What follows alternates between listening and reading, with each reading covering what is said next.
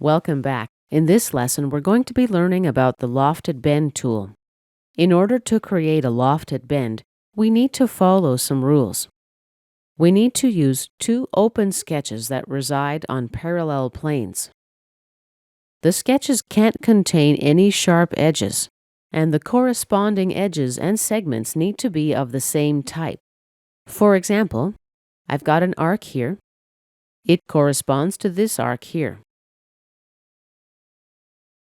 Having created a sketch that meets all these requirements, I'll activate the Lofted Bend tool. Select the first sketch and the second sketch. I've selected this way on purpose. Notice how the connection lines cross. We need to unselect the second sketch. Let's give it a click and select it again in a more appropriate place. Now we've got a loft preview. In the Property Manager, we can specify the material thickness and the direction of the thickness. We can also specify the number of bend lines and the maximum deviation. This section of the manager will be available if both profiles have a corresponding number of segments. At this point, we're ready to click OK. And let's flatten our part. We see now that each bend region has two bend lines. Let's right-click and edit our lofted bend. Right-click, Edit Feature. I'm going to increase the number of bend lines to 4. OK. And let's flatten the part.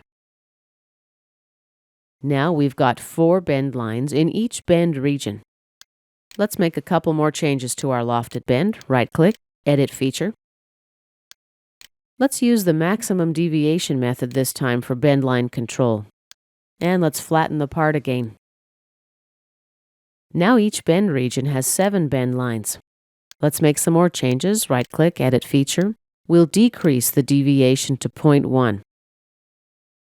Basically, the smaller the value of the bend deviation, the more bend lines you'll end up with. Let's flatten our part and have a look. Now we have several bend lines per bend. Unflatten. Let me switch to my next example now.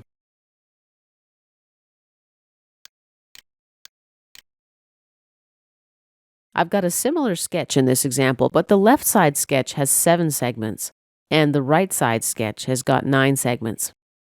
Basically, the corresponding segment from here is missing. Let's activate the Lofted Bend tool and see how it works. We'll select our first sketch and select the second sketch. Here's our preview. Notice, however, we don't have any access to the bend line section of the Property Manager.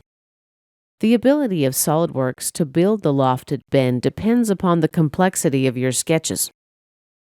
Let's click OK and see what happens. Uh-oh, a rebuild error. Loft operation failed to complete.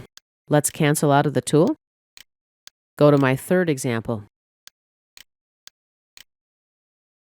I've still got 9 segments on the right side sketch and even on the left.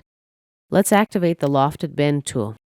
First, we select the right side sketch and then the second sketch. Once again, in the Property Manager, we don't have access to the bend line control area, but let's click OK. This time, we were able to successfully create this lofted bend. Let's examine the deviation value for this lofted bend.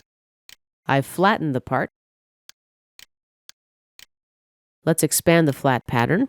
Right-click, Bend Deviation. We've got a number of figures here. The folded number, this represents the surface area of the lofted bend in its folded state. The next number is flat. This number represents the surface area of the lofted bend in the flattened state. Deviation value, this is the number obtained when you subtract the folded state surface area from the flattened surface area. We can also choose to show the maximum deviation only by checking here. Let's cancel out. This concludes our lesson about using the Lofted Bend tool.